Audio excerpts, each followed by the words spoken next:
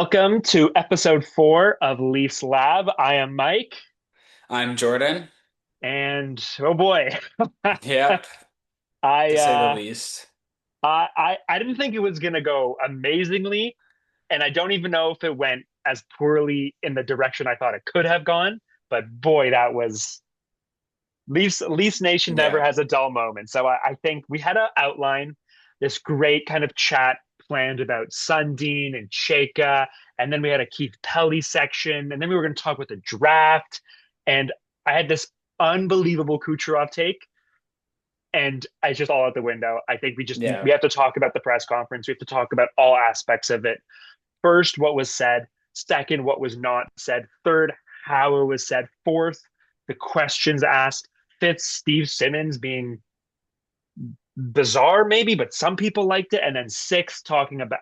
So we got to get into everything. So Yeah. I want to hear from you first, Jordan, because you actually watched it live, and then we'll get into my Yeah. viewing experience.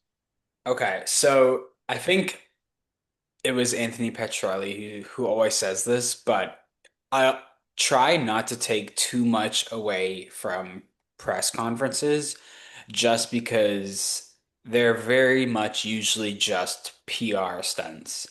They're very rehearsed. People have the time to prepare answers, which we'll get to, because some people prepare not answers. Um, so I generally try to, limit my reaction to a couple notable things that they said. But first of all, for the most part, there was pretty much a lot of softballs. Like, I didn't think that there were very much good questions from. Shambolic Yeah, questions. like nothing about the vision for the team, nothing about how they'll play.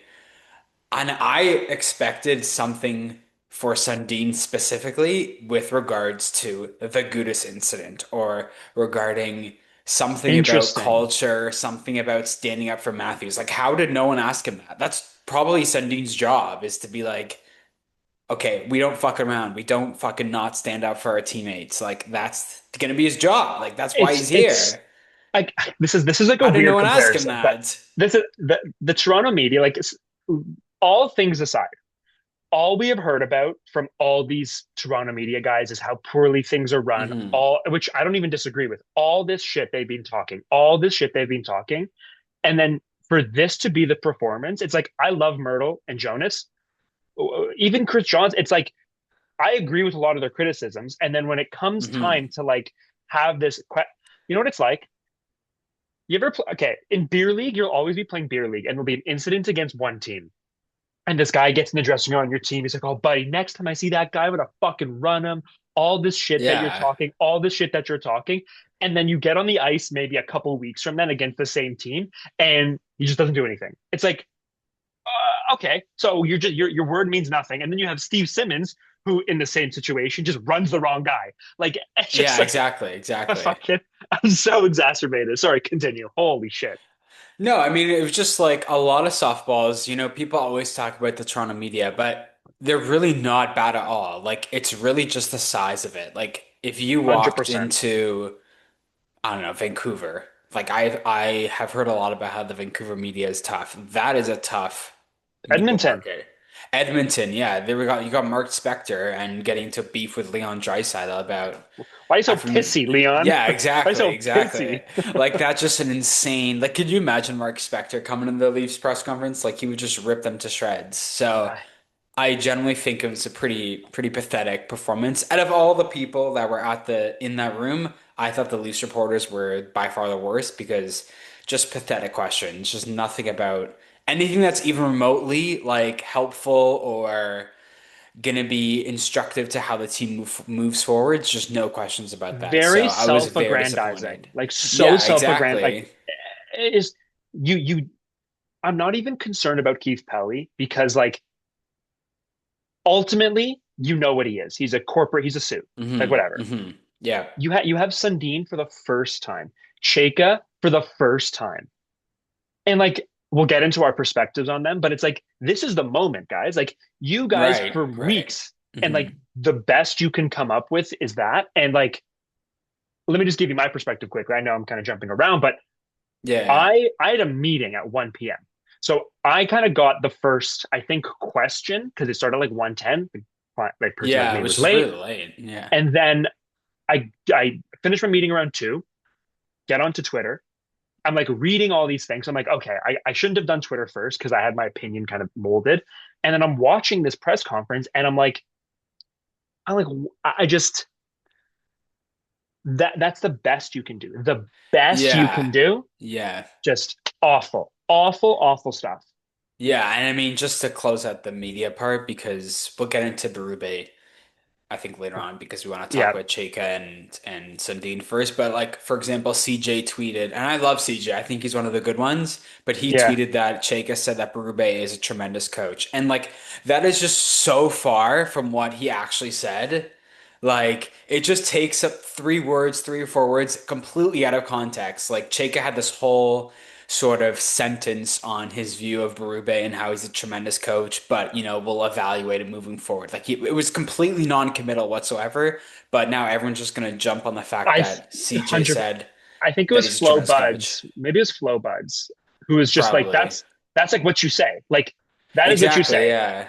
If he was like, I could be proven wrong and they keep him, but if they were really interested in keeping him, he would have said, we have no plans to fire him. He's our guy. Like that's what you say when you're just trying to delay Yeah. things or That's hold what hold whatever. I believe, yeah, when Treliving kept Keith when he was first hired, he said something probably along those lines, like he's a Yeah. tremendous coach and we like him and we'll keep him or something like that. Gosh, but just it's I But know it's you know what it is. It's so not important in the grand scheme of things, right. the media, but it is such an indictment that they tell fans this, that, the other. And then when it comes time to like, hey, Exactly. enough of these like process questions or like how the sausage like like the product on the ice was bad. Yeah, Why was it bad? What will you do to fix it? I don't What do understand how did no one be like, okay, this team could not break out of their own zone. They had yeah, defensemen who can't move the puck for their life. Like, how do you plan to fix that with no assets and no prospects to trade? That's a Berube's a great question. tremendous Like, Berube's yeah, a tremendous coach. Okay, the next question. What are you seeing that tells you he's a tremendous coach? Like yeah, ask the question because Keith Pelley doesn't know. He's not going to answer that. But hey, exactly. Matt Sundin, what makes Yeah. Berube a tremendous coach? Like I know Jonas Siegel knows their possession numbers were awful. I know he knows that because he's written about it and talked about it many times. How is Yeah, his that not his next question being like the possession numbers were god awful. They couldn't break the puck out. What do you think about that? it Or just something like that. I think what it comes Pathetic. down to as Pathetic. well is because there's competing outlets, they think they're not on the same Hmm. team. And it's like if a guy asks a question in front of you and it's not answered, the next reporter up goes, "Hey, actually, what's the answer to that question?" Like I just whatever. I think we're so and it's because it's aggravating because I just feel like Yeah, it Leafs is. fans, like people criticize Leaf fans, but they're pretty rational. Obviously, there's insane people.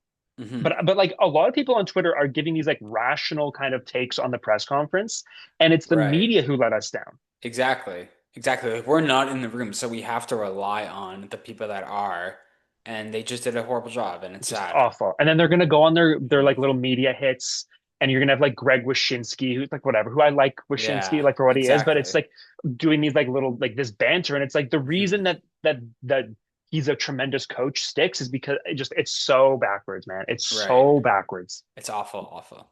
Okay, let's But get into substance now, because mhm, now this is the real question is, well, let's do this in segments. mhm. Let's start off with the negative, classic Leaf fans. What from that do you want to do negative in terms of like the press conference or the hires before the press conference? Like, let's do the hires before the press conference Okay, because we so we're heard gonna about the talk about the hires hires first. Okay. because that news dropped with no press conference. What do you think about the hires? Let's talk about the goods, the Mhm. bads, the uglies. Okay, so I think my first reaction with Chayka was I actually thought was shocked. Sorry. I was actually shocked they went with him in the first place. Just because of his history, I thought that was going to be a complete no-go. Yeah, I think I mentioned last week that I just don't understand how someone with his past gets approved by the board, and I still am pretty surprised that Rogers, signed off on this. I I was shocked. I agree with you that Mhm. that's the board signing off his word. I was shocked, and then Elliot Friedman, and what was it, Elliot? He said something to the effect of like, and I don't know if he meant it as a compliment or an insult or the person who told him this, but the idea that John Chayka like interviews well or is very good in the room, like Right. communicating, I've heard that before, yeah. and like I don't think that's a negative. Like I'm going to be very honest with you. Like Hmm. people can say, "Oh, he maybe it makes you seem slimy or smarmy," but it's like I think part of it is that where maybe it's like Dubas, where for whatever criticisms you might have, like he comes off a certain way and that gets him through the door. But knowing Yeah. that they were going Right. after Sonny Meta, it's less shocking. I mean, it's shocking because it's John Chayka, but Right. Right. Exactly. the I do archetype is agree. not shocking. You know what I'm saying? The Yeah, I mean, archetype of a GM. there was a tweet from Jeff Merrick that a lot of people were retweeting yesterday that I believe was right after the Pelley's first press conference. And Jeff Merrick, right off the bat, said, you know who's someone that fits that description? John Chayka. Damn, So, I I like mean, Jeff. yeah, so right off the bat, he was definitely someone that we should have paid attention to more. And I tweeted this, I think it was yesterday, yeah, right after they made the announcement, that I asked for the Leafs to be bold and avoid the same old retreat candidates. So it's like Yeah, hard for me to go backwards and say, no, not like that, because they did exactly what I yeah, asked, even though it's not my preferred candidate, yeah. you You don't know? want to move the goalposts. I get that. Yeah, I agree. exactly. Like if So they would yeah, have went with someone that was safe, if they would went with the Trilliving 2.0, they could have brought in blank could GM have that was a could Trilliving have guy. yeah, yeah. I would have been so furious. Like I so agree. furious. Yeah. I think talking about tweets a lot. I had Hmm. a tweet from like maybe a week ago, and it was basically it's when this news was rumbling. Hmm. And I guess my thoughts on Chayka are complicated.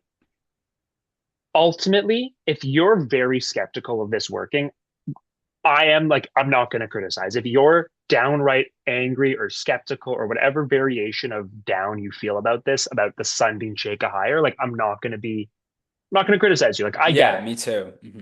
I think that's so reasonable. But then you've got people on Twitter who are a little more positive. I know like Petrelli was one of those guys who kind of said like, actually, I might like this. Like I also think Yeah. if you're hopeful, like it doesn't make you naive. There's this like tone on Twitter and in the world, and I kind of mentioned this. It's like you being cynical is not a more elevated intellectual experience of the world. Right, You right. can be pessimistic. That's okay. Hmm. Pessimism and optimism are fine. But this idea that just like being optimistic is like this bad way of viewing the world, like just because you're cynical doesn't make you intelligent. Like it's so easy to Hmm. be cynical, actually. Now, doesn't mean I'm saying you're not allowed to be. It's just like you don't get to then shit on people who are a little more hopeful Yeah, I because like agree. you think you've got this understanding. It's like I think I'm somewhere. I think I'm more positive than the average Twitter person Hmm. insofar as what I've heard about Chayka is scary, but I'm also more positive about the Chayka hire than I was the Brad Tree Living hire. I agree. Yeah, I Yeah, mean, like I think I had tweeted like maybe a month after the Leafs were eliminated against Florida that season that if they were going to hire Treliving and Peter Laviolette that they were just going to spiral down this deep path of nowhere and go into a black sea of and guess darkness what they for a did? few years. Exactly what we thought. It wasn't Laviolette, but it was pretty much close to it with Berube. So Yeah, I mean, that ended up playing out exactly how we thought it was. it, And 100%. yeah, Sorry, continue.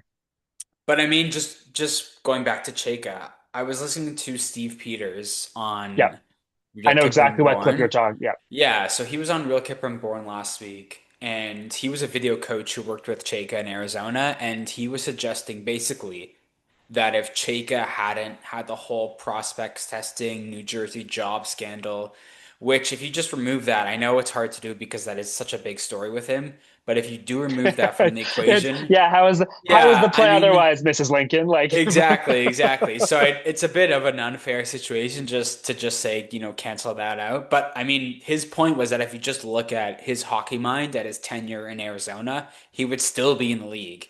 The reason he wasn't was because he was blackballed for breaking all these typical hockey norms. So I don't think it's fair for people to say, mainly Jonas Siegel, because this was the article that he wrote about, but he basically said that this is not a serious hockey team. How could they not have pursued and landed the most credentialed front office talent possible? And I don't think it's fair to just say that. I You know think what it I was mean? Jake B. Leafs was like who it's like a great follow. Hmm. The Grink, I think is his name or Yeah, whatever yeah, it yeah. is, where he's just like that's a fair article to write 12 months from now. Like Exactly. Yep. because I retweeted Jonas, that. like It's I'm so not. good. Jonas is not stupid. I don't think Jonas is like everyone's like, oh, he just love Dubas. Like I think he's pretty fair. I really do. Hmm. Do I agree with everything? Of course not. But I think that he's like over torqued the article where it's like you wrote something before any evidence of Exactly. No, I agree. it's a little premature. And again, I haven't read Jonas's article, like just to be fair, like Right. I haven't. Hmm. I think it is really possible that Chayka's over his head or is not qualified or makes bad mistakes or falls into the hockey brain the same way a lot of other people do. I think that the worst case scenario looks like that. The worst case scenario is he's Hmm. neutered because of his Yeah. experience. He doesn't want to push the envelope. He's unwilling to do things that might be creative because he doesn't want to make the same mistakes. And while they upgrade Yeah. slightly, it's nothing Hmm. significant. But I think the best case scenario, and this was in the original outline, the best case scenario is things do get a little more creative and the Leafs are Right. able, like there is a best case scenario here where they're not perfect. The Jake is not perfect. No GM's perfect, but that him and Sundin are able to in tandem fix. You can't fix the core. The core is the core. Yeah. It's fixing the B level of this team. Hmm. Hmm. That is where I No, think there yeah, is a best 100%. It's a case. great way to put it. Yeah, And like in my head, maybe this might be a bit of a stretch, but maybe there is an alternate reality where if Chayka hadn't done those New Jersey scandal, those prospect testing, like what if he is an Eric Tulsky type, that's like right. Like someone who is this wunderkind who is one of the smartest guys in the NHL, and the Leafs just took a chance on him now and yeah, happened to and maybe he's not available if this stuff doesn't happen, but now that he yeah. is, the Leafs are willing to take a chance on him. And maybe it goes so fucking poorly that we're like this is the thing. Yeah. I am not so proud that I'm unwilling to be like, no, I was wrong. Like I'm Hmm. okay doing that. I think where it's very possible that happens is like if I hear 2 weeks from now they're keeping Berube, to me, that means one of two things. Keith Pelley is still has an influence, Right. or two, Hmm. he's a bad decision maker, Hmm. Chayka slash Sundin. Like that is what that is. Because and I'm not going to touch too much on Berube. Like because I want to do it later. But that is the first slam dunk where it's like it Yeah. your Yeah, I team agree. instantly is better by Hmm. having some. And again, just firing Brube is not going to make your team good, but it will help them not be bad. You know what I'm trying to say? Like I think Right, right. that's the first step is firing your head coach. Like truthfully, and Hmm. they don't have to do it now. But let me tell you, you're going to start losing out on candidates. Exactly. They are. They So are. yeah, that's my perspective on that. Hmm. Now, unless you have more, we can talk about like the actual answers in the press conference. Now, it seems like you have more. Yeah, I just wanted to say one more thing. Um, I do like that they went bold. They went something different, and they're trying to unlock one of the smartest minds in the games. Because if it fails, Pelley is fired. There is no in between with him. This Austin's either gone, works or it Willie's gone. Yeah, doesn't. there you go. Yeah. And then there's a So. rebuild. So I do think that I do commend him for that, taking that risk and risking his entire career and his reputation on this hire, because if it doesn't work, he is gone. And I think there is respect in that. And Yeah, that's just what I go. want to say about Pelly. No, you know, I was going to make this point later, but I'll make it Hmm. now. You could do so many things right, and still not win. And the perfect example from this era, I Yeah, would argue, yeah, that is was in the Dallas. outline. Hmm. Yeah, is Dallas, where now they haven't been perfect. There have been bad contracts, talent evaluation issues, maybe with Labushkin or with CC or with Dumb, like whatever it is. You could do so many things right and still not win. Or Right. you could be bang average and for sure not win. Or you could be bad and not win. So like Edmonton, bad decision making, they're not going to win. Hmm. Dallas, good decision making, not going to win. San Jose from the 2010s. And like there are so many examples of it where you can make overall good decisions, but if you're just hitting singles, as I've said before, it's not enough. It's just not. Right. They were not going to win with a Berube style approach or a Shanahan style approach. I'm so tired of people saying it's basically Shanahan. Are you like? I feel No, like it's not I'm the in same thing. fucking Yeah. crazy town. This guy, I'm starting to lose it. I'm gonna unbutton a couple buttons on my dress shirt where you like, it's just like you were there. You know that Shanahan didn't work because he was only willing to hit singles, Right. sometimes a double. Yeah. And Yeah. with Chayka, it's like going down swinging. It's like either it's not going to work, Hmm. but you have to be making so many good and risky decisions to get back to good. You can't just like build slowly with singles. They're not in that role. Their Right. best players are too old. It is time to Right. start fucking swinging. You know who was a swing? Easton Cowan. That's a swing. Yeah. Like you now, you might only hit a double with that, but you're fucking swinging for the fences. And this is the problem that people criticizing the idea of Chayka. You want to criticize his record, different. But the idea that because GMs don't like him, it's not worth it. Like I just Hmm. No, I agree. people love Brad Tree Living. Okay, I wrote that down. Yeah. who Like, gives a flying fuck? by all accounts, yeah, Treliving had great relationships with other GMs, but it mattered dick all because he It meant, didn't do anything. yeah, it just Yeah. no more hitting singles. No, Hmm. this team requires someone willing to take the bat off their shoulder. And Right. I'm hoping, I could be wrong. Now, if I'm wrong, receipts, it's here. I'm willing to be wrong. It seems like Chayka might be willing to where other guys weren't. And I maybe agree. that's what it Yeah. is. Hmm. Maybe Keith Pelley's like, you know what? Fuck it. This is my last hire, anyways. I need someone who's willing to swing. I don't know. Right. And so I think the question for me now is how will, I mean, we can probably get into this a bit more later or on a different episode, but the question is now, how are they going to surround Sundin and Chayka? How are they going to build up their staff? Because they clearly need more experience around them. Do you, But okay, they're both very ready for green. this? Here's the question. Mhm. I'm going to ask you a question regarding this. Tell Right. me how you think Okay. they will surround them and tell me how you think they should surround them because those are not the same answer. So I think they should bring in someone like Mike Futa because he was a finalist for the Leafs GM job. I don't think Futa would be a good GM, but he seems like a great director of player personnel because Yep. that's what he did for the LA Kings for a decade. And he has said that he would take a job with the Leafs in a heartbeat. Any job, doesn't matter what it is, he would take it.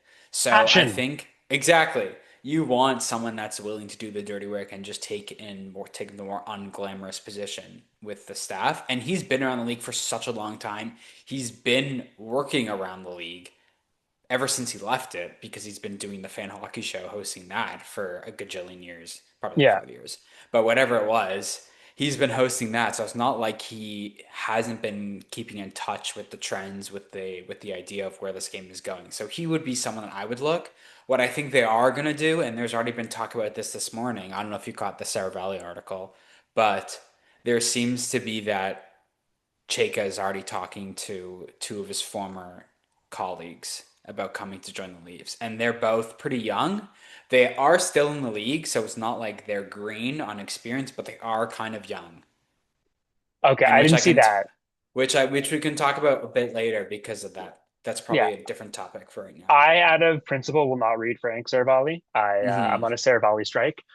Yeah, I I think we didn't really touch on this. This like Domi answer. Keith Pelly just like straight up lying, saying Domi was involved. Like yeah, we either know it's he's a lie. lying, Yeah, either he's lying or Elliot Friedman's lying, and I trust Elliot Friedman more yeah, than I trust exactly. Keith Pelly. Because, hmm. Yeah. So I think what they should do is make sure Brandon Pridham does not leave this team. He is Hmm. by all accounts a wizard. I think they should not shrink their front office because I'm unwilling to have a lot of experience, but clearly I think there's just there's too much. You get too many Hmm. assistant GMs. Right. You need to delineate roles better. You need to flow chart it up, baby. Have a flow chart. Who's reporting to who? You don't, whatever it is. And I would love, love, love, love. for someone like Mike Johnson to be in this organization somewhere. Maybe that's Yeah. Mike Fuda. Maybe Hmm. that's Mike Fuda. Like what? Maybe that's what that is. Yeah. But like ultimately, I think it's not that the communication is the key. It's that translation's the key. And I think a Hmm. guy like Mike That's what he Johnson does so well. can translate. And also, like, I like people shit on the idea of having former pros sometimes. And it's like the problem is not the former pro. The problem is not every former pro can teach. And I think he is clearly an exception to that. And I think Hmm. that would be helpful. What I'm nervous they might do is, let's say Chayka brings in two of his guys. Then you've got Chayka guys, Tree Living guys, and Dubas guys. And Yeah. Yeah. I'm Yeah. worried that, like, I don't want to lose whoever's good at their job, but I'm okay losing people who aren't good at their job. Like, I'm sorry. Like, it just, and as shitty as that Hmm. sounds, is my job's performance based. Like, I'd Right. lose my job if it Exactly. wasn't good. Exactly. So I'm nervous about what they're going to do because I don't fully trust Chayka. Like, as I've said, I'm not so blind that I'm just like, oh, Hmm. guy likes Hmm. numbers, let's do it. Like, no, like he needs to prove that he's not a bozo. Yeah, and I think the value with keeping Pridham as well lies in the fact that he's been here for such a long time. So Yeah, he can be like, this doesn't work, this works, or yeah. maybe there's value in that, maybe there isn't value in that. But there is something to be said for having someone that survived all of these GMs. He was hired Institutional for knowledge Dave is important. Nonis. Like he was hired Damn. in the Dave Nonis era. Like that's such a long time ago. So he survived Nonis, Yeah. Lamorello, Dubas, now Treliving. So he's on to his fifth GM if he stays. And Institutional so knowledge is important. exactly. Yeah. And he knows the market, he knows the organization. I think he's someone that they should try and keep around by all costs. I think Ryan Hardy is probably going to stay as well, just because he was a co-interim GM. So I guess we can read into that a little bit. The two that seem good as gone are Shane Doan and Derek Clancy. Yeah. Like all by all accounts, is Doan and Chayka do not have a great relationship at all. So he's as good as gone. And Derek Good. Clancy was a true living hire, so he's gone too.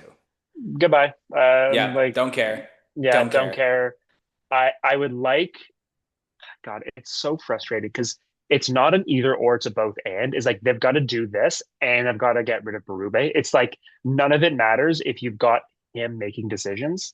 Right. And last night for the Habs game, I was with a couple people. We were just watching the Habs game at a buddy's place. And like Hmm. the conversation naturally turns to the Leafs. And everyone has different opinions on what to do. No one disagrees that we should keep Berube. Like, no, like, Right. you know, I've never seen such a unified yeah, group of Leafs Nation saying this guy needs to yeah. go. We had some absolute like troglodytes who were given opinions who also were Yeah. just like, no, you got to fire Berube now. Like, Exactly. Exactly. okay, Exactly.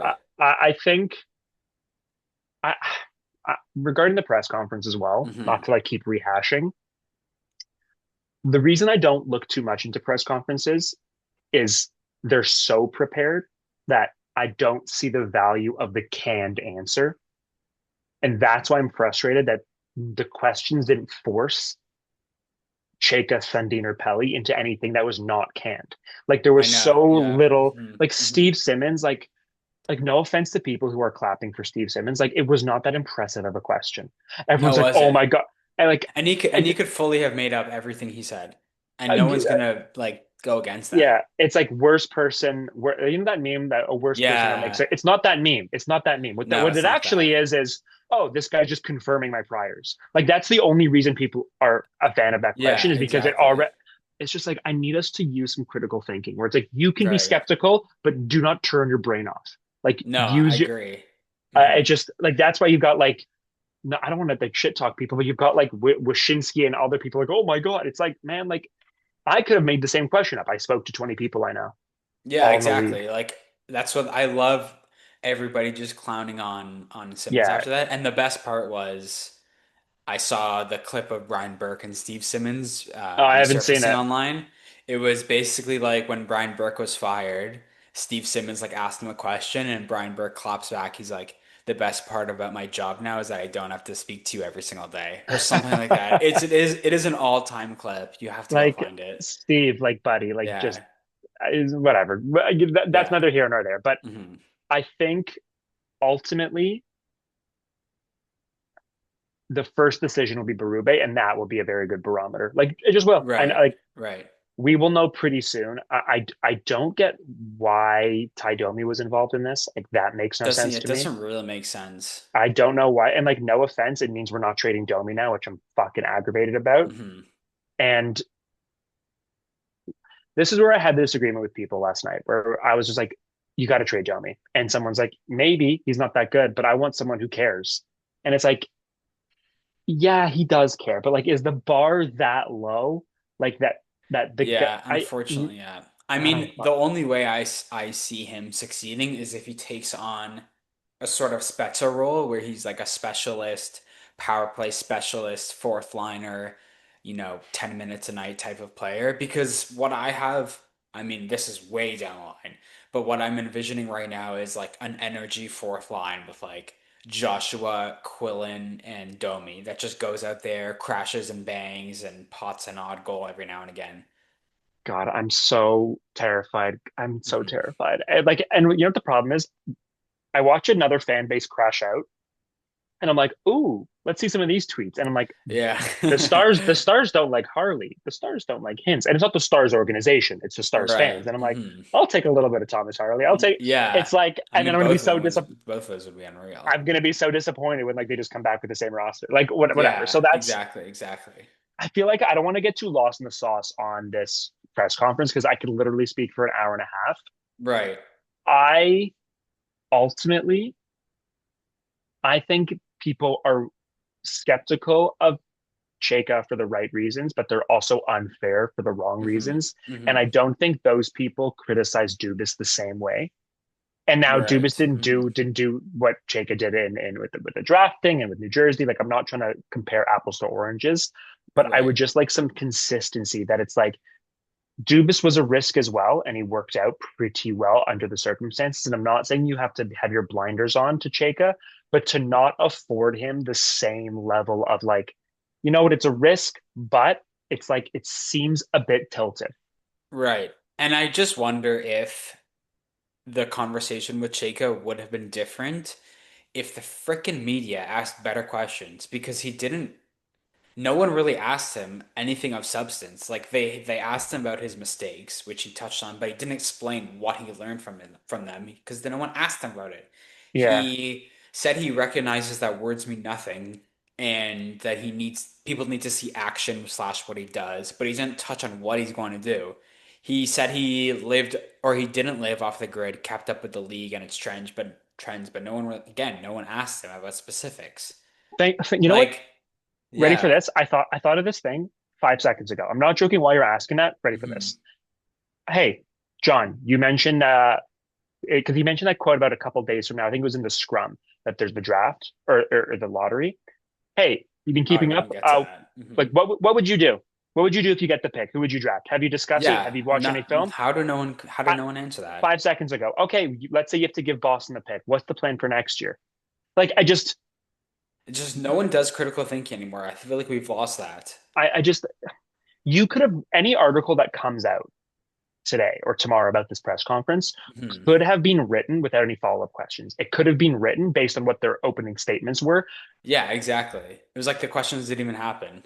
And that is what's frustrating Yeah. because I feel like it's such a wasted opportunity. And I'm Yeah. nervous. I'm nervous for Chayka. I'm not gonna lie to you, Yeah. man. Like I Hmm. am not as confident as other people are, even though I'm hopeful. I'm hopeful, Cautiously optimistic but I'm is what I not call up to Seravalli.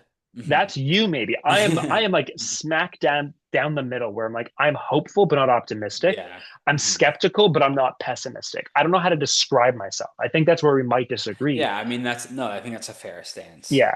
I Hmm. just that's okay, that's like half an hour on that Yeah. But I shit show mean, of a just fucking my last two takeaways were I think he speaks very well, so I can see why he succeeds in the business world and how yeah. he sells to a board because he did speak well. I know he came off a bit nervous when he was reading his opening statement, but I think that's just natural. Like I Yeah. thought he did speak well. He spoke like someone confident in his vision. And we've touched on this so many times, but congruency, and it seems like him and Sundin are very much aligned on their vision for the Yeah. team, We should and talk that about Sundin a bit.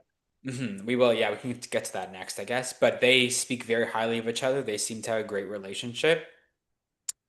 And I like that they're going to be aligned. And the last point on Berube, I'm still trying to find the full quote because I just saw it from David Pagnotta who tweeted it out, but he had a follow-up question on Berube, and he had mentioned that in evaluating Berube, data is one part of the puzzle. And so that to me screams that he's not back. I just don't see how you can say data is one part of the puzzle and also keep Berube as a coach. Like those things just are not the same. They're not going to be in working in conjunction with each other. Th- So I I, agree. And mhm. I assume Chayka knows, like, hey, man, your runway is 0 years. Like, Right. if this year doesn't go well, Austin's gone. And if Austin's gone, Willie's gone. And that means you are not just a bad team, you are a awful team. And those two things are Right. different. This year, they were a bad team. Hmm. They were not an awful team. They had 78 points. That's not good. That's very bad. But I Hmm. remember awful. Like, I remember awful teams. Yeah. Yep. So Exactly. I hope he's not. I fucking do you remember from our first Yeah. episode, I asked you that question about if you, I told you in September that one thing happened from the off season and you knew nothing else would inspire confidence, and what I said was Riley being traded. I'm Yeah. changing my answer. Yeah. It's Berube Berube. being fired. Hmm. Yeah, yeah, Honestly, yeah. Like if they brought Berube, sorry, if they fired Berube and brought Woodcroft in, I would feel very comfortable about the state of this team.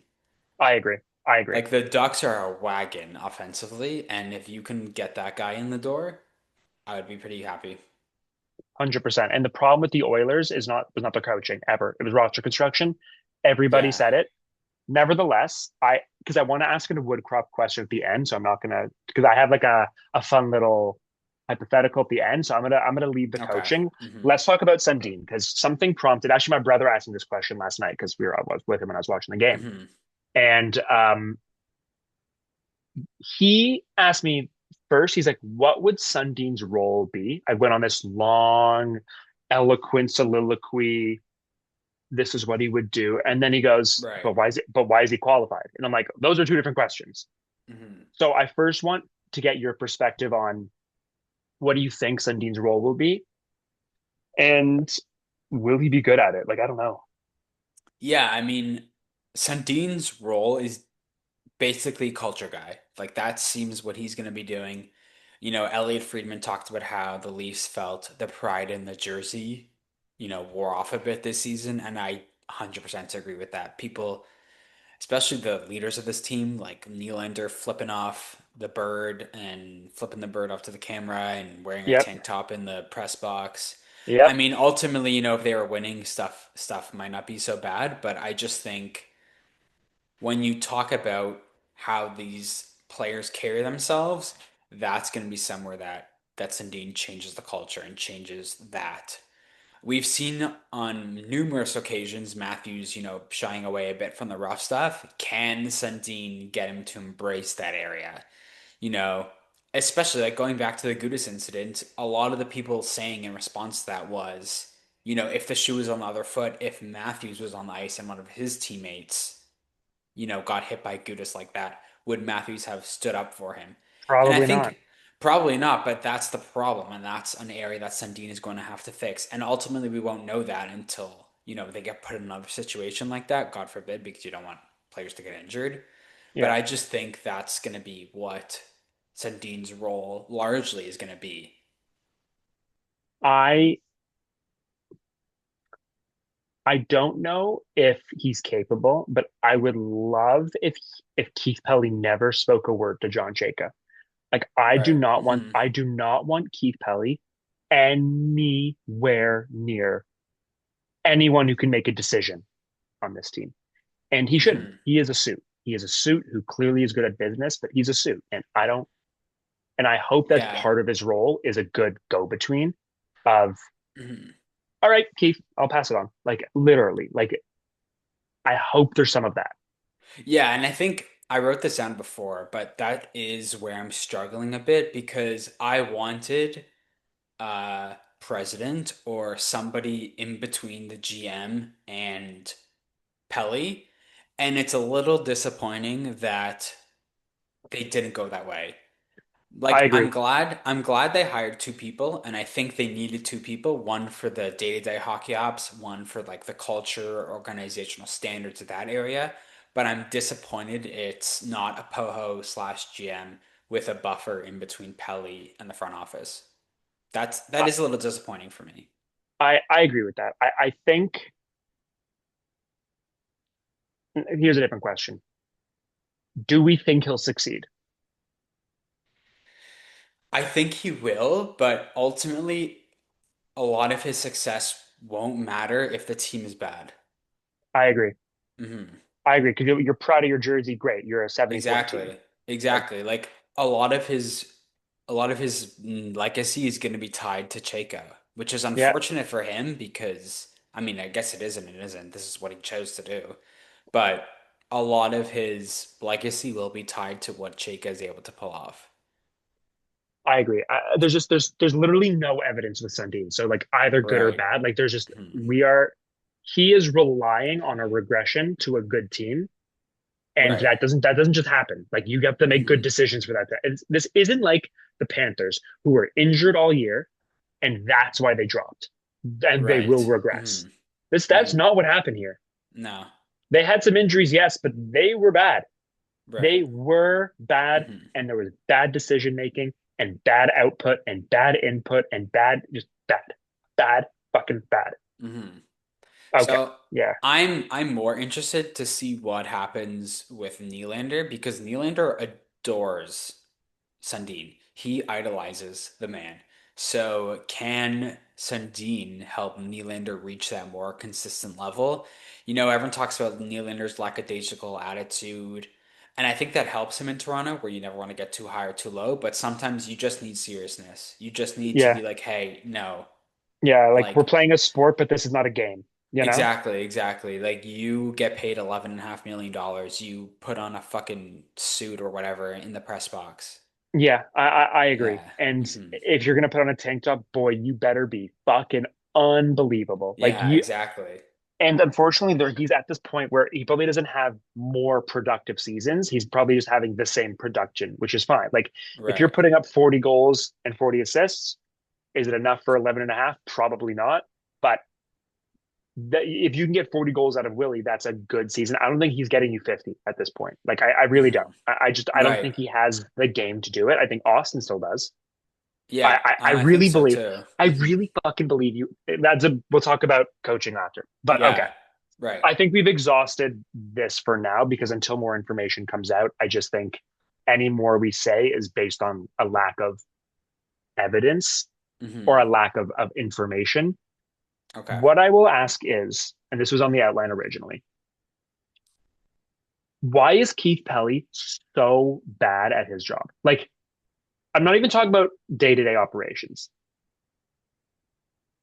The communication, the narrative that is out Hmm. about Keith Pelley, it turned not on a dime. It was like from day one, people knew like there's something wrong. He's cutting. I'm not even talking about the Rogers communication side, which has fired all these people, but like from Yeah. day one, I Hmm. remember like Myrtle saying like, "Oh, he's gonna come in, he's gonna strip this fucking thing down." And it's like from day Yeah. one, it's like, Hmm. why are you so bad at your job that you're okay with the narrative being so negative? Like, shouldn't you want, even if it's bullshit, people to like kind of see you as a positive figure? Like, what the fuck, man? Yeah. I mean, like, I do almost feel bad for him because he keeps putting his foot in his fucking mouth, and someone The just needs to tell He's a him to dork. shut up. The first thing he did Like, during the press mhm. conference is he like in a weird way grabbed Sundin's arm and Yeah, exactly. then said something, but he turned away from the mic. And it's like, hey man, you're at a Or press like, conference, brother. I don't know if anyone has ever taught him how to speak in front of a microphone. And some people just aren't born to do that. We saw this with Dubas. I don't think Dubas was also a horrible public speaker. Like he would just never felt comfortable in front of a microphone. He would just say Yeah. shit and get himself in trouble all the time. We can and we will. Yeah, we Great can and great we job, will. man. Exactly, exactly. Fucking So doorknob. I think some executives, they just are not capable of talking competently in front of a microphone in front of 50 people in a press conference setting. So I do feel bad for him because nobody has ever taught him that. But if he could just shut up sometimes and just like, how did he not prepare a better answer for the question about Chayka's past? He got so defensive. And, even if you don't agree with everything Steve Simmons says, maybe he made up a fake story to get clicks. I think there's reason to believe that. But no matter what the question was, that was going to come up. And how did you not prepare a better answer? I And don't I'll get it. tell I I'll do tell not you get what, it. it's not the team not preparing him. Like I guarantee you, MLSE has a communications and a crisis PR staff. Like Right. not a firm. They have a staff. I mean, I don't know that to be true for sure. I just assume that's the case because that's what big organizations do. They had someone who was very qualified say, if this is the type of question, this is the type of answer. If this Right. happens, you do this. Do not do this. XYZ. And it's just like, Hmm. I just again, I just that is a problem. I do not want to hear from Keith Pelley, and we keep hearing from this guy, and more importantly, we keep hearing about this guy. We Right. should not Hmm. hear about you, man. You are a businessman. Get Yeah. out of my Uh-huh. fucking team's way. Make business decisions. If they need the okay to build a practice facility that costs $50 million, sure, you should have some input there. I don't need you making any hiring decisions. Hmm. I'm done with you, man. You made the Chayka decision and the Sundin decision. Congratulations. I don't want to hear from you. Go worry about DFC or something. Yeah. And we're good. The Raptors, who we had to talk about for 10 minutes to start Yeah, with, it's just was some like fucking reason. whatever. Like Yeah. I think we should be done with this. I think we've spent a Yeah. lot of time. Hmm. I think what we should do is go back to a bit of our original programming. Hmm. Okay. I unless you have something else, because I'm sure we'll touch back in the press conference, but I have a Yeah, I think that's it that I yeah. had from that. Let's do a hard sharp turn or yeah, whatever the expression is. We're doing that. So I want to talk about first. I'm gonna on the outline. We've got this. Next, I'm gonna put it first. What do you think the Oilers loss, and specifically some of the quotes about or from their best players, and even roster construction? What does it teach us about the Leafs? Because I have some thoughts. Excuse me, just hiccups. I have some thoughts Hmm. about the quotes. I want to hear your thoughts first. Yeah, so I wrote the quotes down as well. I mean, the big thing that I took away from this was first off, could a Leaf ever just fucking say this? Like one time, John just be Tavares like, loves to learn lessons, bro. This yeah, guy is got exactly. a PhD in lesson learning. Exactly. Like, can one time they just be like, it wasn't good enough. We weren't good enough. Like Drysdale goes on there and says, yes, I'm concerned about that. We're not trending in the right direction. We've taken big steps backwards. McDavid says, I agree with Leon that the organization as a whole has taken a step back. That starts with me, starts with Leon. We can all be better. We need to be better. Like, can anyone, any single one of them just say something like that? Lip service. Just give us lip Yeah. service. Connor Yeah. Connor said we weren't good. We were not good all year. Yeah, and I exactly. mean, Like I suspect behind the scenes they're saying that, then Matthews and Nylander are telling Chayka and Sundin exactly what they think they need to improve. But if they could tell the media one time, like just own up to it, that would be nice. that's the way you get Berube gone tomorrow is Hmm. you literally have Austin say, "Hey man, please get rid of the coach." Hmm. Which Okay.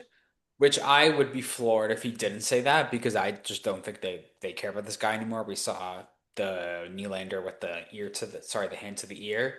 Yeah, And so I just would be floored if they aren't saying some version of we don't think he's the right guy for us. But they could say that into a microphone. It'd be nice. yeah, it'd be very nice to hear. Hmm. The give a shit o meter I know is high. I'm not a believer that like Austin doesn't want to win. Like I think that's Yeah, bullshit. I don't think these exactly. guys get to where they are without that. But you can show it. Like, Right. and I think what I also took from that team is roster construction is so critical. And I like some of the moves that the Oilers made. I like the Murphy ad. Hmm. Dickinson, I liked. I liked them taking shots last year on Arvidsson and Mangiapane. Like, I liked some of those. I really did. But when you make such colossal mistakes you're unwilling to move on from, Yeah, Nurse, exactly. Jari was I mean, what an absolute goofball move. It's just roster construction so valuable. And even with the best player in the world, and Leon Draisaitl, who you could argue is the third or fourth, maybe Quinn Hughes on his best, they push him down to fifth. That's fine. Yeah. You need. other pieces. You like people you would use this as a compliment, saying you have Kasperi Kapanen on his wing, and it's like, yeah, it didn't work, man. Like Yeah, it exactly, works in the regular exactly. season, but like a lot of things work in the regular season. Hmm. Jake Wallman had a very down season, which I'm surprised about. Bouchard played very well. Ekholm's 39. It's like the you roster construction. It's not impossible to get better. It's not, but it's very easy to get worse. And what Tree Living did over 3 years at the beginning was tread water, and then it was actively make bad decisions after that. And back to my point about Yeah. Dallas is like you have got to make good decisions, even on the fringes. I Yeah. know I harp Hmm. on this. It's such a crutch for me, Jordan, where I'm like, Hmm. Calle Yarncroke and people, and like someone last night, I keep talking I about don't this. get it. Yeah. They're like, why are you so fixated? I'm like, it's evidence of bad process where it's like I don't get it. the GM refuses to sign him or to Yeah. refuses to waive him, and the coach refuses to sit him. He had a deal lined up in Sweden in fucking November, and he was still run out every single night down the stretch. We could not get a look at Ryan Twerberg or Luke Hames for more than a game. But nope, he had to be there. It's just I think that's what again, it's not a long segment, but I just think in the first episode, I made a point. The reason I also don't like Berube is he seemingly doesn't know why the Leafs are good or bad on any night. He doesn't Hmm. actually get it. It's effort. Like no, it's not. Like there's something else. And same thing with roster construction is like Tree Living did not understand why this team wasn't good. And Right, I'm hoping that Chayka and Sundin are willing to be like, we understand why they're not good. We right, right, understand it. right. Even if you can't fix it with a home run swing, you can. It just again, I'm now harping, but that's my Edmonton corner. Right. And I also think it's important to highlight the fact that they have lost a lot of guys over the years. And it's the same thing with the Leafs. You know, you get those little cuts, and I think theirs was more pronounced because they lost McLeod, And Ryan McLeod. Broberg, They lost Philip Broberg, they lost Dylan Holloway, and those are just like little but also major cuts that just slowly bled them out but the over the reason they years. lost them is because of bad decisions. Like Exactly, exactly. they, And I'm gonna. Sorry, continue. no, just gonna say that that's what the Leafs faced under Treliving. They didn't have this second wave of depth, but they just lost over the years, slowly bled them out dry. I This is gonna seem crazy. This is a crazy thing to say, and I'm ready for you to disagree. Hmm. If you look at a team like the Oilers, or you look at a team like the Sens, or you look at, I'm trying to think of another example. Even I'm not gonna say that. It's not like the Leafs are that shit out of luck. Like, what is Yeah. the biggest Hmm. difference between the Oilers and the Leafs is the Oilers have two nuclear weapons and the Leafs maybe have Right. one. Besides that, like there's no second wave coming in Edmonton. They don't have There elite isn't, yeah. prospects. They've got Bouchard, who I would okay, Bouchard's I forgot about for a second, but it's just like they're in the same situation. They might lose their captain. They're pretty bad. They're not good enough defensively. It's like Right. the Leafs are not they're not Chicago. Like there is a No, way yeah. out of this. Mhm. Maybe not to being a Stanley Cup contender, but there is a way to salvage what this is. And I'm hoping Chayka and Sundin are able to Right. do that. And I also think it's important to note that at least in my opinion, I don't think the Leafs have any either dead contracts because they don't have anyone bought out or they don't have anyone that's unmovable. Like I think you could move Riley, but you would get nothing for him. I think you could move Domi, but you would get nothing for him. Yeah. Like some team is going to take him for future considerations. I just if you wanted to, if you wanted to. Tanev might be a stretch because he's so So hurt, but Tanev might be a stretch, but when you look at the Oilers, they have $8 million committed to Jari and Jack Campbell because they had to buy him out. And so Campbell is dead money. Like yeah, that was a buyout, but I don't think any team would be willing to take on Jari for another 2 more years at like I I will think take just under 6 million. Connor McDavid. You're giving me Tristan Jarry. Give me Connor McDavid, Yeah, please. exactly. Like he sat on the bench for 5 of those games. I don't think any team is willing to take that on. No. So that's why, Yeah. like, I'm not saying it like the Leafs, it's easy, or like the Leafs are going to turn into the Avs next year. But if you make a couple moves, like I just don't get this dread. Like I don't get the dread. This just in their soul, people are like the Leafs are absolutely cooked. Like Myrtle has made some convincing points where he's like the Leafs should rebuild. This team's not good Right, enough. And right. I'm like, guess what? I don't disagree. But they're not going to rebuild, so why even litigate it? Exactly, Additionally, yeah. if you have a bad year, the rebuild's starting anyways. So you might Hmm. as well for this year try to make some good decisions. And that's why I like looking around the league because it's easy to get lost in your brain about what's going on. But if you look at other teams, it helps you clarify exactly where you Right, are. right, Tampa is exactly. 0-4 in the last four first rounds. And I'm not saying the Leafs are Tampa, but I will tell you that you can look at a team like that and say, okay, we've had a bad time. They've had a bad time. Now, I'm not doing a good job articulating it, but that is to say, Hmm. like other teams are having bad times. Right. No Like one if feels you look, sorry.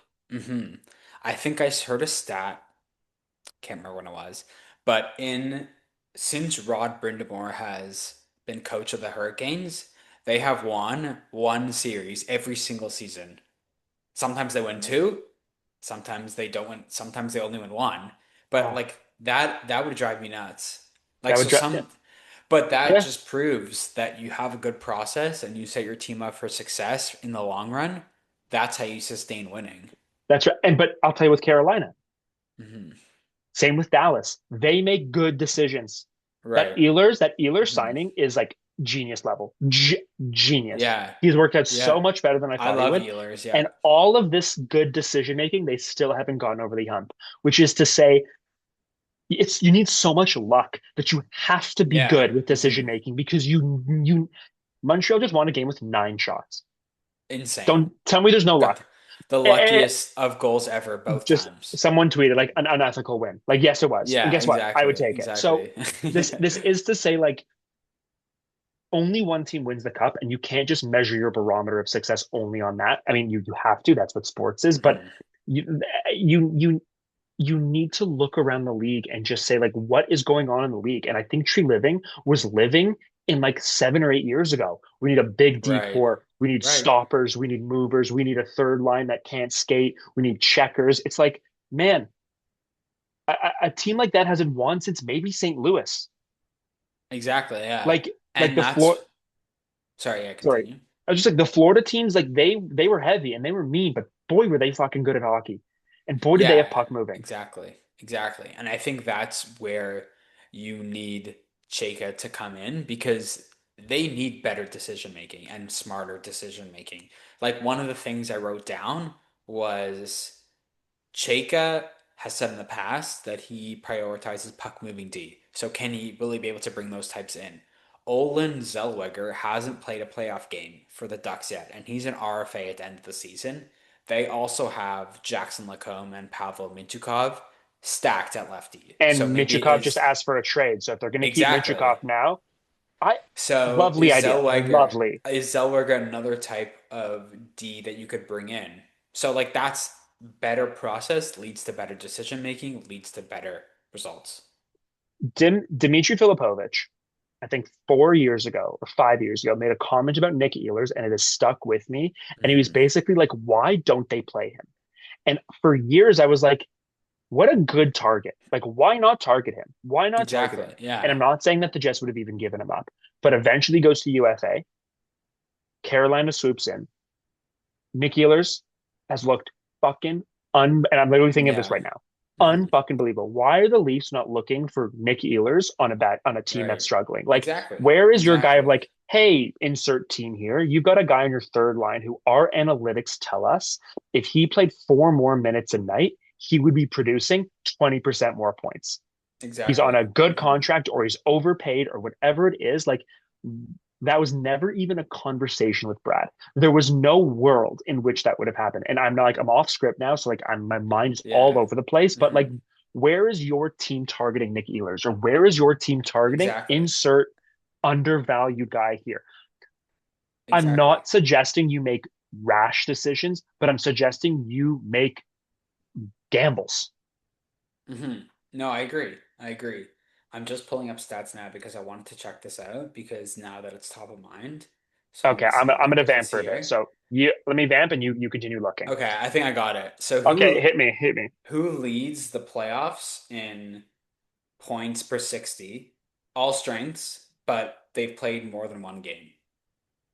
I feel like is it okay? Let me ask you. I like this game. Okay, is Hmm. it is it an Eastern or West Conference team? I'm Eastern. going to guess East. Okay, yeah. Mhm. It is Is East, it yeah. Logan Stankoven? So he's number two. Okay. Don't tell me it. Say, how has Carolina played them or playing them? Which team is it on? It's on Carolina. Oh fuck! It's not going to be like some bullshit like Mark Jankowski or something. No, it's an actual player. Okay. It's not Aho because he hasn't been. I'll just say Oh, this Jackson once. Blake. Jackson So Blake. he's actually 12th. Who the So fuck am I number one missing? is actually Michael Bunting, but he's only played 9 minutes, so I don't Yeah, count him. he had one Yeah. good game. Yeah, Yeah, yeah.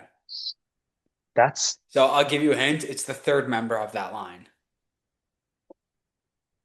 it's Taylor Hall. It's Taylor fucking Hall. What the fuck? So now it's just like going back to better process, better decision making. He was a throw-in when they got Mika Rantanen, and he's having up the playoffs of his life. God, you're making me so angry, Jordan. Like, why can't they just make better decisions like that? Like, I love Taylor Hall. I Two think he's such a good fucking puck. I think he's such a good morons player. on a podcast. Two Yeah, morons on a podcast have figured out a better process than Brad Treliving did. right. Exactly. Oh my God, that actually aggravated me to hear that. Yeah, I mean, wasn't Taylor Hall like a Leafs fan, or did I make that up? I mean, no, he's from Western Canada. I don't know. Is he from Oakville? I don't fucking know. Do a Whatever it quick, was, but but he's a great nevertheless, player. that is the type of thing where it's like, hey man, Oh yeah, he's from Calgary. I lied. yeah, Western Canada. I remember he had like a funny boating tweet. That's why I thought of that. Right. Where he Okay. like failed his license or something, his boating license.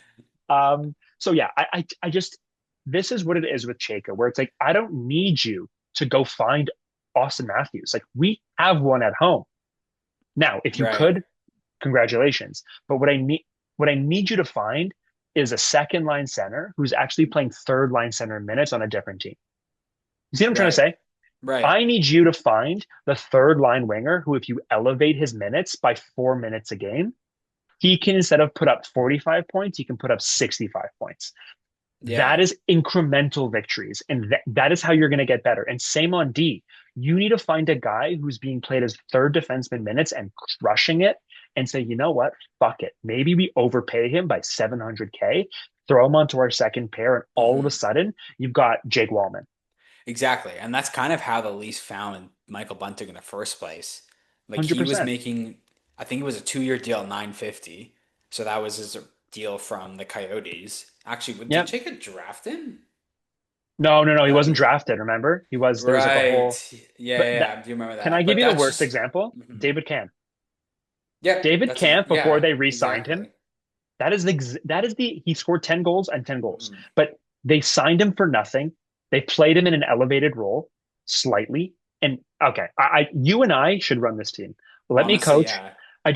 But it's not even genius level stuff. It's literally just use your fucking brain. Okay. Exactly.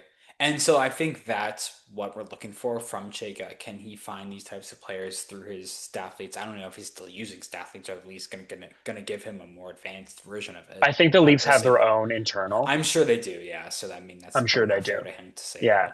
that. Uh, okay. Unless we're done on that, I think I've got to. We've never touched on this, and I really want to touch on this. Hmm. Okay. And this is where I think we're going to disagree. So I'm happy. Let's say the Leafs win the first overall pick this year. Yeah. Okay. So this is First actually good overall, because tomorrow is the lottery. yeah, Or first overall actually, pick. yeah. What time is it actually? I have a meeting in the evening, which is annoying. I think it's at Uh, 7 oh or 8, God, I'm whatever, gonna miss whenever it it. was. My meeting's at 7. Let me Okay, check. Let me pull it up. Leafs win the first overall pick, and I'd like people to weigh in on this because I actually don't know, and I think I'm going to give the wrong take, but we'll see.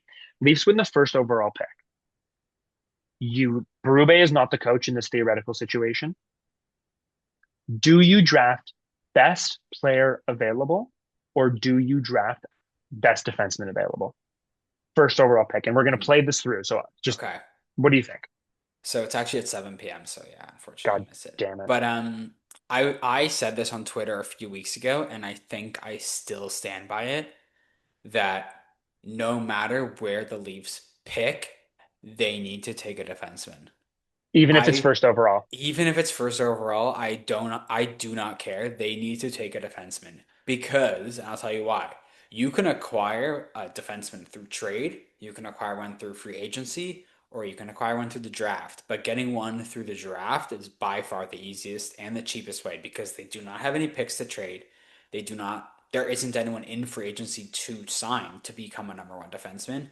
And I think that the fastest way for the team to turn this around is with a number one D. When you look at who could go first or second, and if you want to talk about first and second, it's two wingers. If it was a center, Yeah, I it's think the different. conversation changes, but it's two small wingers, and wing is the easiest position to play in hockey. It just is. The value of a legit number one D is way higher than a star winger, especially if it's a right-handed D, which the top D is. He's right-handed defenseman. He's a 6'2" right-handed defenseman. So that is the most valuable type archetype in the league. So for me, if you want to talk about McKenna, he would have to be so freaking good to justify the pick, especially when it comes to the group of three, because it seems like McKenna, Ivar Stenberg, and Chase Reed are the group of three that could go one. And so McKenna would have to be so much better than the other two to justify taking the winger over the D, if that makes sense. I agree. I would take for position. Hmm. And I said that in front of my brother, who like I respect his opinion because he played very high level hockey, and he looked to me like I was insane. And I'm like, Hmm. maybe I'm in the minority here. And see, I agree with you, but I think I have a different justification. Interestingly enough, so we can disagree a Okay. bit. I Hmm. think the Leafs need to take a D because if they draft this draft, they're not drafting the next two. They have one pick from the Watt trade, but just ignore that because it'll be like 30th Right. overall.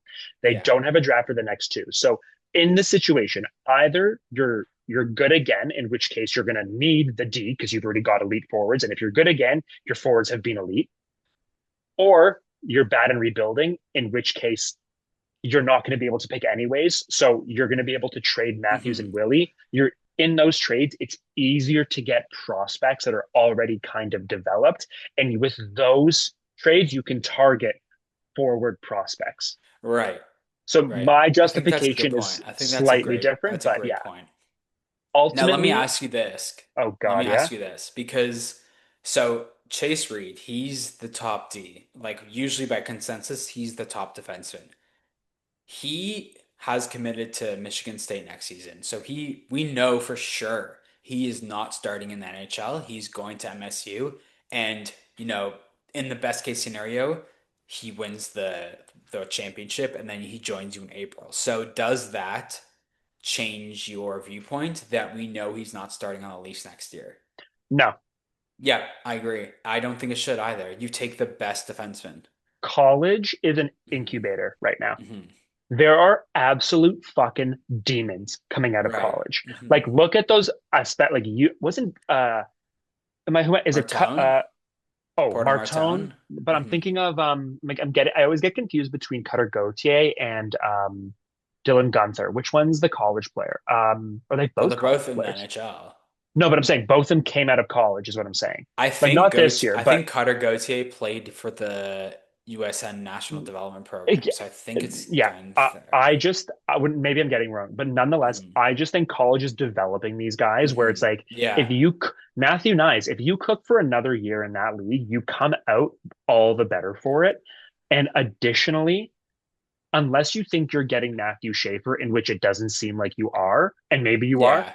I'd be okay like for 1 year. It's like let him cook. Like truthfully, best defenseman available, no matter where they are. I just Right. think because I agree with that so much as well. yeah. And I wrote down their player comps because Corey Pronman had Oh, hit from me. the This is juicy. Athletic. Love this. Okay, so I don't have to go through their whole blurb because you wrote down Give like me an some. Give entire me the blurb. ones who will salivate. Give me the player comps who So salivate. this is Chase Reed. So he's a 6'2" and a half right-handed defenseman. I love how I wrote 2.5, give him that extra pointage mark. So That's right. if you want to say he's 6'3", he's 6'3". So it says he was actually when Corey Promen wrote this article, I believe it was the beginning of March. He hasn't put out an updated one just yet, but he had Chase Reed one. So that is really interesting because he wrote, so Reed is a talented defenseman with a lot of offensive tools. He has the speed, hands, vision, and shot to generate chances and be a leading scorer for an NHL team. Reed can create in transition and off the blue line with his feet and creativity, showing high-end improvisation skills. Reed isn't overly physical, but he works hard enough and makes plenty of stops due to his reach, feet, and compete level even while playing an aggressive style of play offensively. He projects as a major minutes NHL defenseman who can run a first power play. And Oh I'll hit God. you with his player comp Please do. because this gets me excited. So he said his player comp is Noah Dobson. That type of just like an all around, wicked Great. offensive type of defenseman. And so I really like Chase Reed. And if I could be honest with you, because we're in an honest space right now, safe space right now, a small part of me is hoping Vancouver or whoever gets number one and the Leafs get two so that McKenna goes first. The Leafs are free of that decision and can just sweep in and take Reed easily. I'm hoping. Yeah. I'm not that I'm doubting McKenna. I'm not. I know he's amazing. There are levels to first overall picks. Hmm. You've got the McDavid, and I would argue the Matthews level. Like, I'm not saying they're the same player, but guys, in retrospect, where you're like, okay, first line center, like bona fide top five player at their Yeah. peak. Like, Celebrini, yeah, Celebrini, but you know who's not in that level? Bedard's not Bedard. that level. Hmm. It's hard. Yeah. Slavkovsky is not that level. Not even close. Yeah. Like Nico Heischer's not that level. Jack Hughes is not that level because he can't stay healthy. Maybe you could argue his Hmm. point total, but he's not.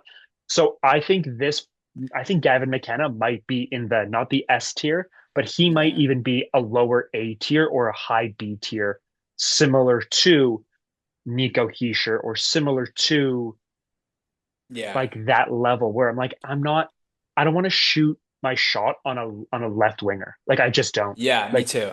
you Yeah. might be Patrick Kane. I don't think you are.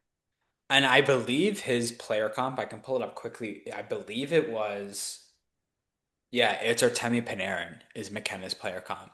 No And I just thanks. don't think that's how you build an NHL team. No, I agree. Okay, Yeah. I'm glad we agreed on that. Mhm. I mean we agreed, but for different reasons. But that's what I would do. I'm Right. wondering. I'm not a prospects guy, truthfully. I'm not.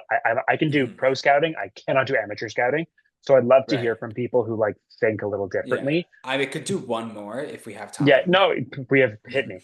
Okay, because this is the really interesting one because if they get five, this is sort of the player that I think would be available and they should target. So this guy, his name is Carson Carrolls. He's a 6'2" left-handed He defenseman. had that quote recently where it's like, I want to come back to a Canadian team because Yeah, exactly. So yeah, he just seems like a fucking dog.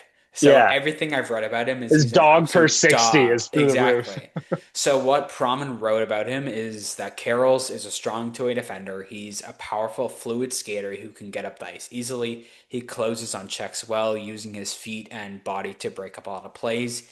He has an edge in his game and plays with a lot of physicality. Carrolls has good hands and vision and can activate into plays. He doesn't project as a PP1 type in the NHL, but he should generate offense. He could be a great top four defenseman who will play significant NHL minutes. So his player comp was Ryan McDonough. Just, Oh my God. In yeah, love. just like an all around workhorse D, like a bit of a heart and soul leader. If, to me, if that's the fifth overall, if that's what the Leafs get, he's the guy. I'm hoping they keep their pick. Like Hmm. Myrtle made a great point on the podcast with Jonas, where he's basically like, you losing next year's pick and the following year's pick is a sunk cost at this point. It's going to happen. It's Right. going to happen.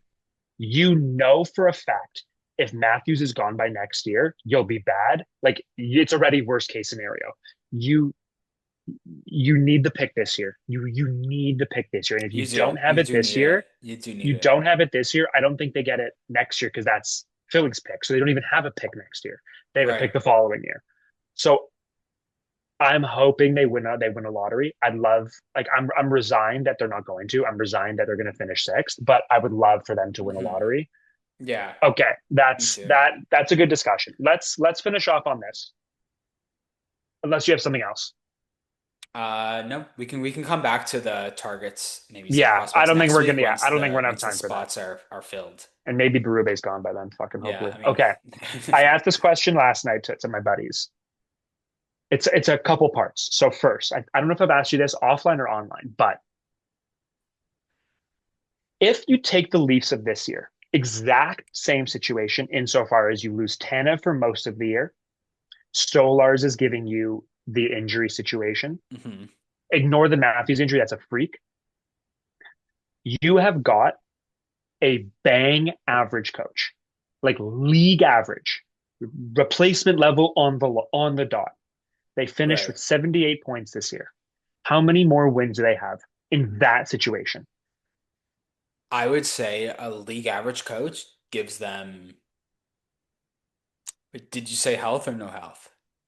So Tanev's this. hurt. Mhm. Tanev's hurt. Matthews, he only missed at the end of the season, like what, Okay. 15 games? But like Tanev is hurt and Stolars is hurt. So I'm gonna say if they have a league average coach, but the same health, luck and all that kind of stuff, they probably get five more wins.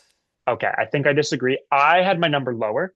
Hmm. I had my number 3 to 4. So let's say you think 10 points, I think 6 points. Let's say 8 points. Yeah. Okay. So what does Some that give them? people, Like 80 yeah, something points? it would in the range of this, it would give them 84 to 86 points. Okay. People last night said 3 wins, 6 points. I could be talked into that. Let's say a different coach gives them 75 points or 85 points, excuse me. Hmm. Now let's take an above average coach. What do you, an above average doesn't mean John Cooper. It means like a good coach, slightly above. It could be Pete Right. DeBoer. It could be Bruce Cassidy, guys who they do lose their jobs, but they get good results out of their team. Hmm. How many more wins than 78 points do they have with an above average coach? With an above average coach, I would say like we're talking 10 wins. You Like we're think they talking a go from huge. 78 to 98. That's what you think. You think 20-point jump. I'm Yeah. not saying you're wrong. I just want Hmm. to, okay, I want to hear from people in the comments because this is, this So is, this is, I wanted to check this out quickly because I think this is an interesting point because you take the Penguins and now they had a great sort of turnaround with a bunch of new additions, but I just looked at it. They had 80 points last season. So that's 34 wins, 80 points. You guess how many they had this season? didn't they have close to 100 wins? I mean, 100 points? Yeah, they had 98 points and Damn. 41 wins. So you're talking about 11 win difference and 18 points. So I think that's the type of jump that I'm expecting that from the Leafs. Like if they don't get that, then we have an issue. I think I agree with you. Hmm. In my mind's eye, I thought Hmm. maybe a good coach gives you 8 to 9 wins. Yeah, I think And that that's is with fully the fair. Hmm. same team. Now Hmm. imagine what they do with a little bit of an improvement and knowing that I think a couple things are going to happen in the East. I think Montreal stays good. I think Tampa regresses Hmm. slightly. Yeah. Uh, I think Buffalo regresses slightly, and not because they're bad, but their underlying numbers do not suggest they're a wagon like they are. They've got Hmm. juice, which you can't measure, but nonetheless, I think Detroit is who they are. I don't think the Sens are that much better. Like there is a real lane to finish third in the division. Yeah, I agree. And that's Yeah, why yeah. sorry, that's why I love Jay Woodcroft. Like he to me is such an offensive savant that if he comes in through that door, the Leafs are going to be a wagon. Like they're going to run shop on the they might not do well in the playoffs. That's a different story Oh, because what's new?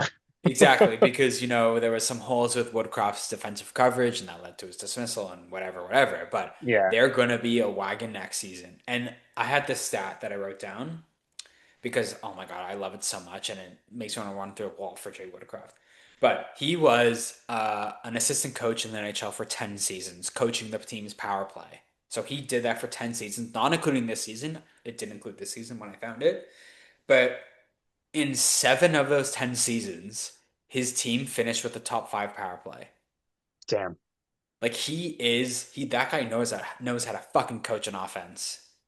That remember like Bruce Boudreau, like sometimes what you need, like sometimes what you need is a guy who will Yeah, just juice the offense because if your D is not capable, you gotta just have the puck. exactly. And I think that's what we're talking about is when you take Matthews and you just shove him with offensive zone starts, you can get him back to 60 goals. I think you can even get him back to 50 goals with an average coach, but you give someone like Jay Woodcroft who knows how to coach a fucking offense, why can't he score 60, 65 goals? Like, why can't he?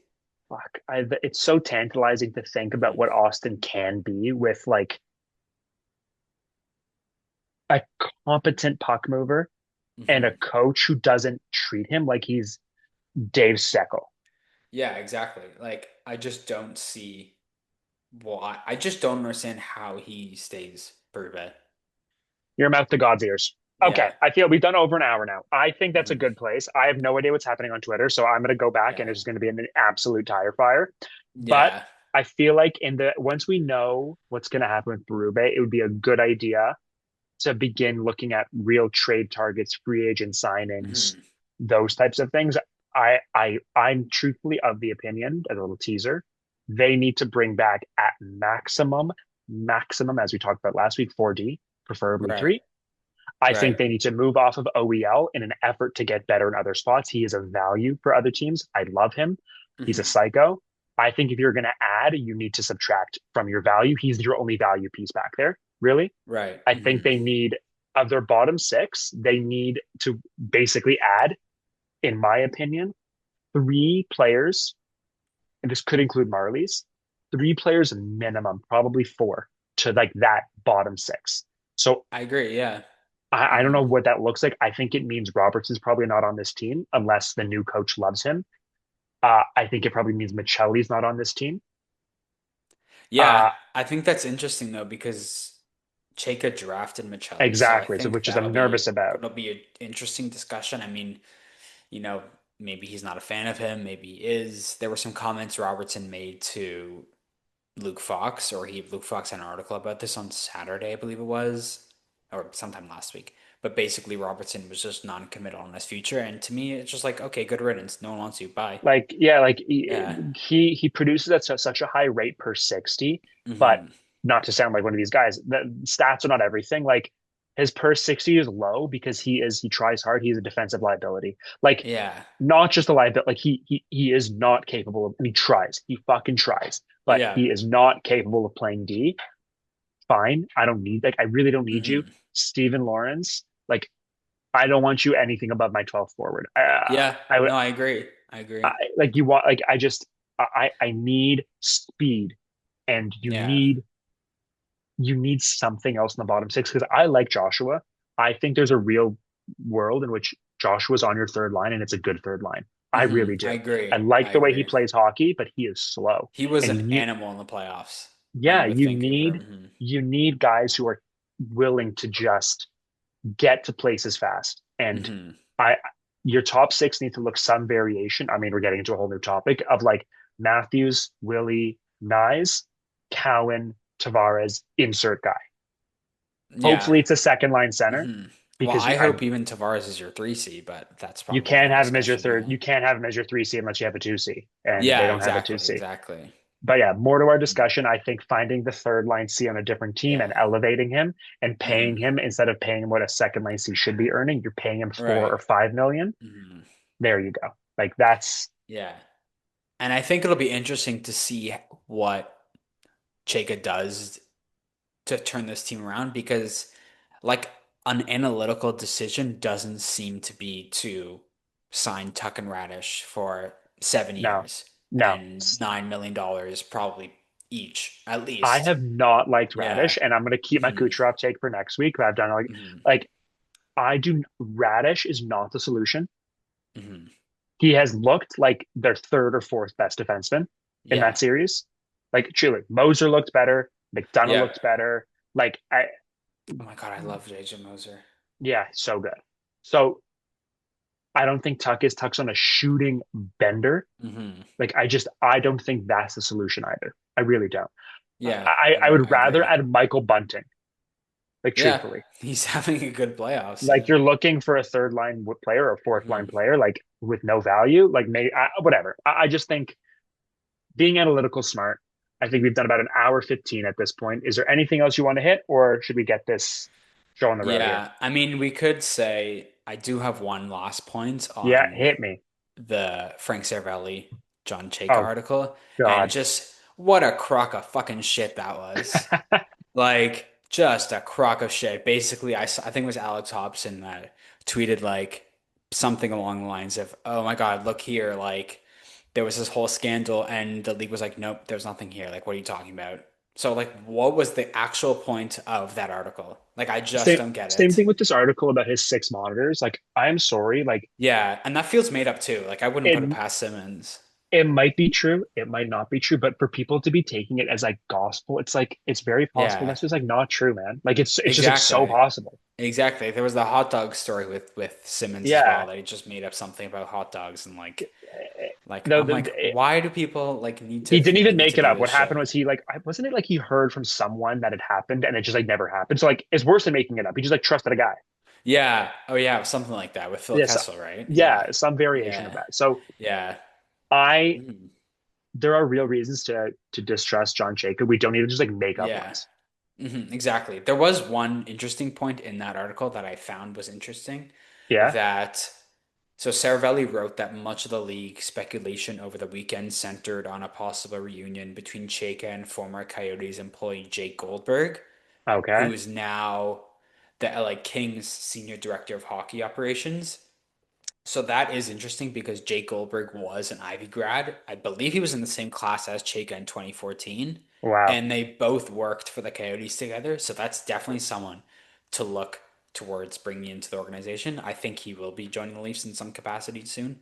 The other guy that Saravalli wrote was there was also speculation Chayka intended to pursue Chase Glasberg, Utah's manager of salary cap and hockey strategy. And so I would also be surprised if Chase Glasberg didn't join the organization in some capacity because he is the son of Neil Glasberg, who ran the Leaf search. Yeah, It's all about who you know in this exactly, fucking league. exactly. Okay. But I do think that, maybe that raises some sort of question Ethical about, issues. Yeah. but also with some sort of question with Pridham's future because they kind of do the same role. So I don't know. Yeah. We'll see what happens. But I if think that's hopefully we if have that's answers. yeah, like if that's Sheikha's guy, then maybe Pridham could move to a different role. I mean, I don't really know, Like or he moves on to something else, but we'll see. July 1 is not that far away. Like they should have before too long their front office solidified. Exactly. You Yeah. you need to start having meetings. Yeah, exactly. All right. Well, I feel like But this has yeah. been productive. I feel like this has been hmm good. This has been the fourth app. So I'd like to hear from people in the comments what are their thoughts. I know it's been an emotional day for Leafs Nation. So hmm I hope we're all able to sleep tonight because I don't know what the future looks like, but I'm hoping it's positive. Any last hmm words, Jordan? You ready to hit it? I think we're ready to hit it. We've done a lot. I'm sweating, so we can reconvene next week for something hopefully more positive. Perfect. All right, everybody. Thank you, Jordan. I'll see you next week. We'll see you guys. Peace.